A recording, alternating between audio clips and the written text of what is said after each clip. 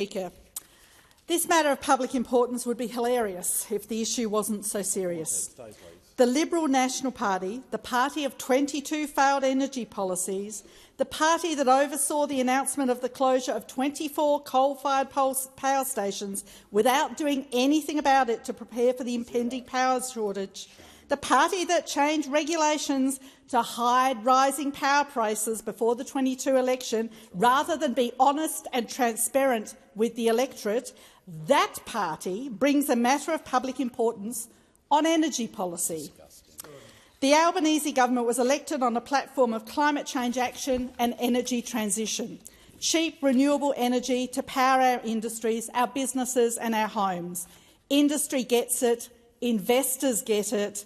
The recent large-scale energy storage tender was massively oversubscribed because investors and industrialists know this is a good investment for Australia's future and for their return on their investment. Compare and contrast the opposition's new nuclear, well, to call it a policy would be to overstate it, nuclear thought bubble. In a speech at the National Press Club mere weeks ago, the Shadow Treasurer insisted nuclear reactors would be commercially viable and could be built without taxpayer subsidies. The argument was that the free market and private investors will decide to back nuclear because it will provide a return on investment. The taxpayer would not be on the hook to pay for them. Fast forward to now, guess what happened? No investors, no banks, no investment funds, no one will touch them. And we, the taxpayers, Australian families, we will be paying for their nuclear fantasy. Well, that was a bit of a turnaround. So how much are we up for?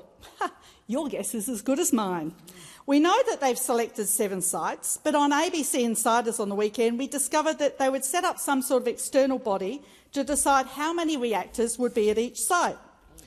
So if they don't know how many reactors on each site, maybe that's why they can't cost them.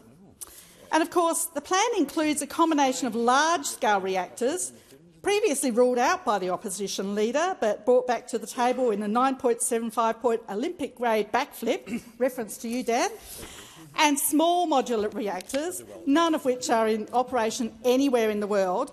And when they have been commissioned to be built, they've been prone to massive overruns, to the extent that projects have gone broke and companies have gone broke.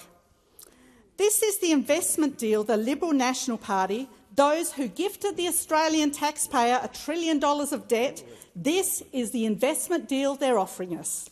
A deal that no bank, no investment fund will touch with an unknown price tag. But wait, there's more. Even if these reactors were able to be built, they would provide Australia with an unknown amount of energy, because they can't tell us that bit either. In a combination of what is calculated to be the most expensive form of energy, small modular reactors, and the second most expensive form of energy, large-scale nuclear reactors. So you get to pour your taxpayer dollars in to produce an unknown amount of energy, which you will then pay top dollar to use. And if you think your solar panels on your rooftop will save you from this terrible cost impost, think again. In order to make the nuclear plants viable, they cannot have cheap renewable power flooding the grid and undercutting expensive nuclear power, which needs to be on all the time. So they will be reaching into your solar panel system and turning them off, cutting them off the grid to further subsidise their nuclear fantasies.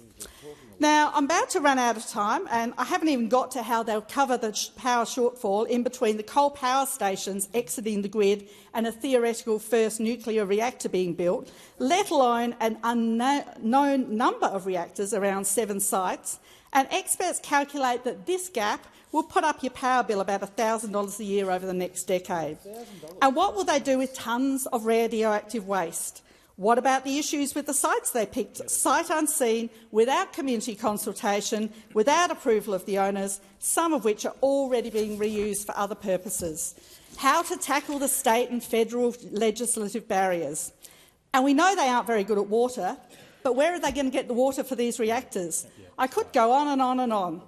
This government's steady, managed transition to renewable energy with storage and firming as needed is supported by private investors and modelled to provide cheap energy.